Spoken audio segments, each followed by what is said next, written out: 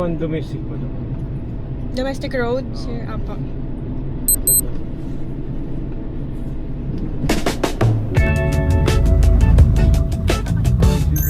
Opo.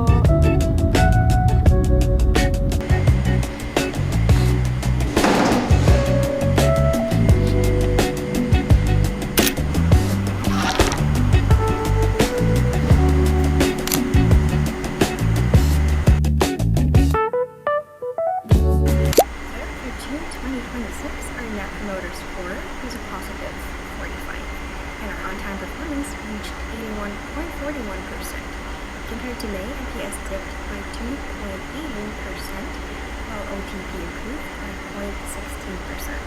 These results remind us that while we continue to make a positive impact, there are still opportunities to elevate the experience further.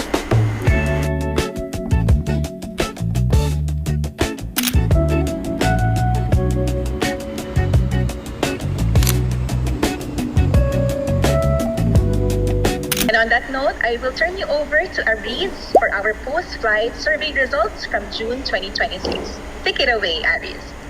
Thank you so much, Yam. So once again, happy Monday, everyone. I'm Aris, and allow me to present to you the results of our June 2026 post-flight survey. So as we all know, the survey is vital on our operations. First, because it gives our passengers a voice to share what resonated with them, the voice to highlight the service and thoughtful touches that made their journey memorable. Second, it gives Cebu Pacific the opportunity to see its progress as an airline. So let's take a closer look at our June 2026 post-flight survey results and reflect on what our passengers are telling us. So there you go. We're done with the overall numbers, scores, and results of our hard work for the first half of 2026. Let's now move on to the verbatim feedbacks from our passengers. Starting off with what went well. According to our passengers, they were impressed of the friendliness and professionalism of the crew. They were attentive, helpful, and made the flight comfortable. Gusto ko yung sinabi ng ating passenger dito na friendliness and professionalism can coexist given that we are considered as a fun airline. Yung simpleng pag-greet during boarding, pag-bid goodbyes during deplaning, o yung maikling interaction with their passengers, they all see and appreciate that. Kaya hard to act sa mga cabin crew natin who puts their heart on every flight. Good morning. Is it your first time, Aris? Yes po. First time mo. Okay. Parang Naman hindi, no? kaganda. Oo. Yeah. Sobrang So, kabado, pero hindi ko pinahalata. hindi siya halata. Thank you. So, this call is for our quick debriefing lang or practice. The enunciation of words, pronunciation, it was very good. Wala nang kailangan. Siguro, na lang, if nung nag-practice kami, energy, which she did, nag-manifest naman today.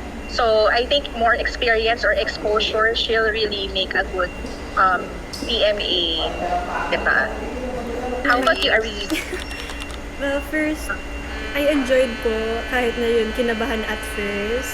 Siguro start with the opportunities na lang. I think yun, marami pa pong exposure and experience na need on my end. Most especially yun nga, parang nabanggit ko po kay Yam na medyo challenging yung activity kasi need mo siya na gawing mas engaging, most especially it's morning, hindi naman ganun kadami yung participants unlike pag parang pahapon. So, I think yun talaga yung pinaka-pinaghandaan ko at first. And then, for the gems, I think, ayun, knowing me po, talagang nagpe-prepare ako ahead of time. So, kahit kagabi nag-practice ako, gumagawa ako ng dry run call ko ng sarili to really practice yung pag-present ng PowerPoint. And then, habang nagpe-present ako. So, ayun po yung mga gems na I think I brought even here na working na ako. So, ayun po. For Miss Yam naman, I think yung practice namin, yung gems na I got from her was yung paano niya, yung mga cues niya po and ad-libs yun. So, I also learned from her and it makes the call or presentation much more engaging, fun. So, halfway through kanina, mas naging comfortable na po ako speaking kasi yun, parang lagi niyang in-include or sinasabi ako from time to time, which makes it much more comfortable for me to present them. Yeah, Aries.